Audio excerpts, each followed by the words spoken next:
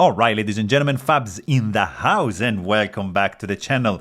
Today, look at this, I'm in the house with the Kansept Main Street here with me for a review, and we're gonna analyze the look, the sound, and the feel of this bad boy. But don't forget to like, subscribe, and leave me a comment down below. If you are in the market for knives or fidget toys, you can also check out Fablades.com and at Fablades on Instagram if you like some pictures. Kansept Knives is nice. They offer like a microfiber cloth and some paperwork, like in kind of like Apple kind of style. And then you have this sliding box, which is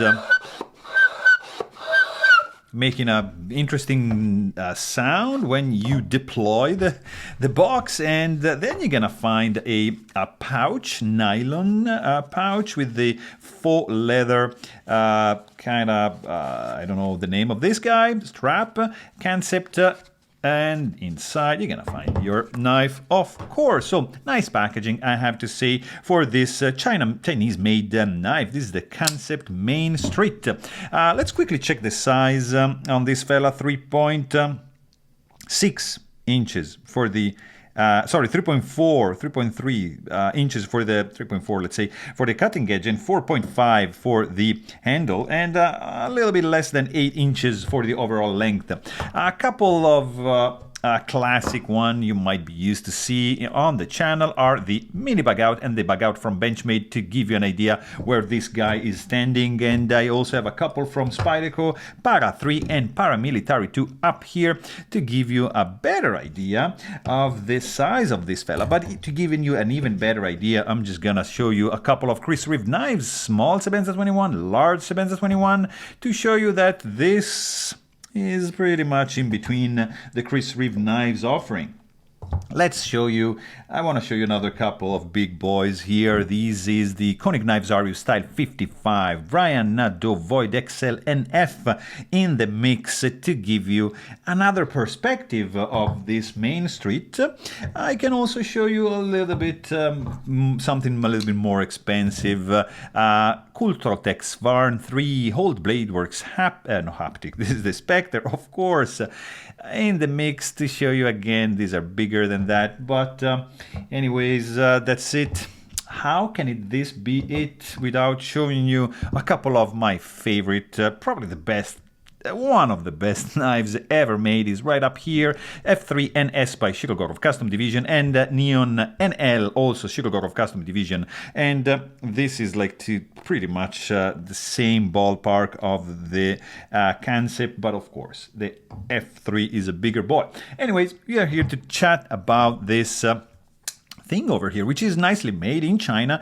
This version here is going to cost you around 260 bucks.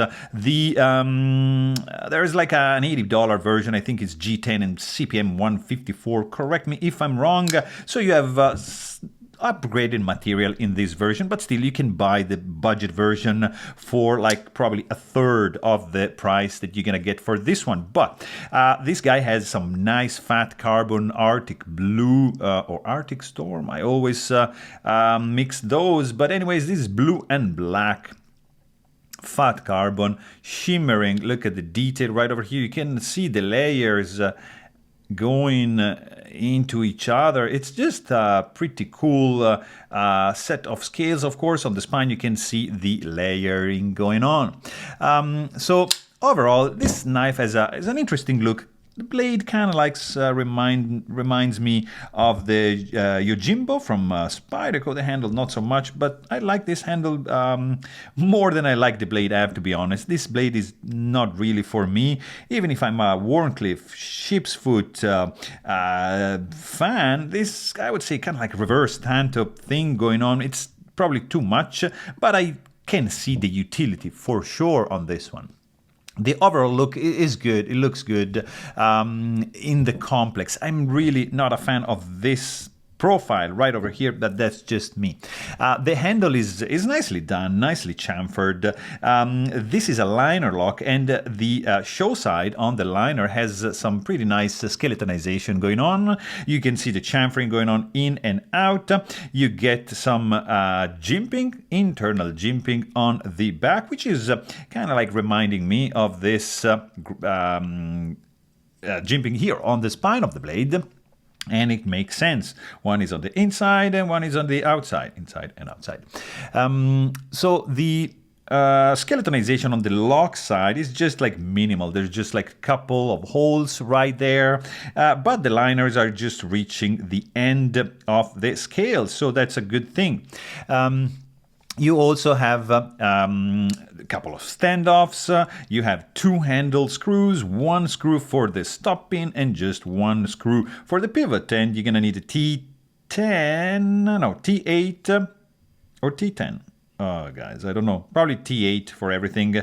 And 6 for the clip. That's what it looks like. To take this guy apart, you can also check my video on how to disassemble this fella if you want to know how to take care of your Main Street. And yeah, I mean, this is a pretty interesting one. The pivot is spinning, so be prepared to have like a couple of screwdrivers going on over there, but it's all right. It's not going to be an issue. The screws are flush with the handle, except for the pivot, which is protruding just a little bit. Then we got like a nice and interesting milled clip, which is titanium, tip-up carry only, not reversible. It's just gonna be right there, so not good for ambidextrous to reverse the clip. I mean, also you have. Yeah, regular tension. The ramp is nicely done in and out of the pocket. It's not going to be an issue. And then you have this blade here, which in this case you got M390 steel. You even have like some kind of code right over there. Maybe it's the model code, or I don't know. I'm not a fan of usually numbering, lettering on the blade. You got the Kansept logo over here. And you have DP logo right there, and Main Street, even the model is written on the blade, which I think it's not necessary. I mean, it's an extra step. It's going to cost you more. It's going to look, I don't know how good. Just skip that step, save money, and the knife is going to be a tiny bit cheaper. Or you keep the price and you make more profit. And people are more happy. I don't know. But anyways, you got some jimping on the spine of the blade, which is matching the jimping on the inside over here and on the inside on the back of the handle. And then just drops down, kind of like in this reverse tanto shape. And you have a little bit of belly. This is not like straight edge. You have a tiny bit of belly, like I don't know, 10%, and then straight edge up to the sharpening joint. Nice plunge grind. This main bevel, primary bevel, is flat. Big flats on the on the blade, and the stone wash finish is gonna contribute to keep the scratches hidden to a point. You have some nice chamfering also on the blade, almost like crowning, which stops up to this point, and to keep the thickness of the blade intact up to this up to the tip. No finger choil whatsoever. There's no jimping on the disengagement area for the lock bar. It's pretty smooth but accessible and easily accessible. Yeah, you're not gonna be complaining about that. The sound this guy makes, actually, oh, wait a second, I'm just almost forgetting. Let's quickly check this stock thickness, 0.12, 3 inches, and behind the edge, this guy, 0.017, not too shabby. This is a nice slicer. The stock is not too thick, and I would have preferred maybe like a full flat grind in this case, but it's all right. This is gonna work. Now, let's quickly check the sound, because, huh? What? What did you say? Sorry, what? Guys, this is loud. And this is me banging on the table. Snappy. Loud. Nice thwack. A little bit less loud if you do the reverse flick, but thumb flick, ooh, it calls for action. This means like we are in business. Very good, snappy and crisp clack when you deploy the blade. Even like that, beautiful engagement sound. Very, very cool. Let's quickly check the weight on this fella. It's not too heavy. I mean, fat carbon is going to reduce a lot of the weight. Skeletonization in the liners are going to contribute to get this guy at 4.03 ounces, which is not too bad. It's reasonable. Also in the hand, really feels good. I don't feel any sharp edges, no hot spots. The lock bar is pretty easy to access and disengage.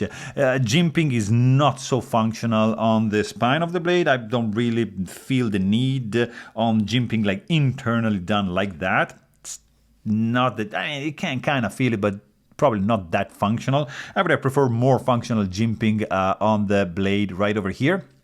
You can do kind of like, yeah, reverse grip kind of works. It's not that big of a handle, but still it works. The texture is pretty smooth, a little bit on the slippery side, but fit and finish. No rattling. Yeah, it's spot on. Nice standoffs, lined up. Everything is centered. Blade is centered. There is no blade play. I mean, on the field department, this guy checks out 100%. Also, where it really checks out is the action. Plastic caged bearings under the hood for the pivot system are contributing to get this snappy action right there. It doesn't really drop shut when held in the vertical position, but you just need a gentle nudge to get the blade closed. But the deployment is really satisfactory, and I'm having just a lot of fun just by deploying with the thumb stud. It is nicely dialed in as a detent. Pretty cool, I have to say. So there you have it, guys. Hope you enjoyed this video, and thanks for watching. Stay tuned.